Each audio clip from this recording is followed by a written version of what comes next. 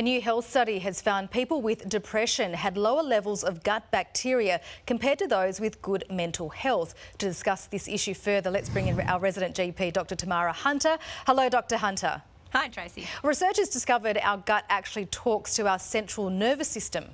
Yeah, isn't it really interesting? Yeah. I'm sure you've been nervous at times and had butterflies in your tummy, and that certainly suggests a relationship between the brain and the gut. We know that the brain has over 100 billion neurons, which are those nerve cells that tell us how to behave. Well, there's also about 500 million neurons in the gut as well, and that communicates through nerves to the brain.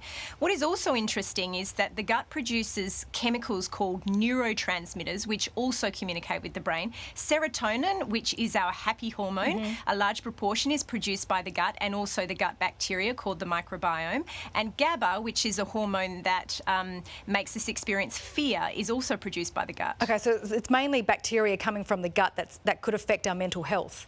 Well, the relationship which way is undetermined, Okay. whether it's the brain influencing the makeup of the microbiome or the microbiome influencing the brain and mental health. It's a little unsure. The study that you referred to, what they showed is in a population of 1,000 people, those who were depressed had a low proportion of a certain type of bacteria, whereas those had good mental health had a high proportion of a certain bacteria. But it is only a snapshot, so there's much more research to be done. Of course. Could probiotics help then? A lot of people make that link, and certainly some research studies, recent ones, do suggest that probiotics may actually impact on mental health. A very small study of those with irritable bowel syndrome and anxiety, when supplemented with a probiotic, did suggest improvements in their symptoms. There's even chemicals in foods called pre-probiotics, so that's fermented fibres in foods, which might actually be able to help with mental health as well. But again, more studies are required. Okay.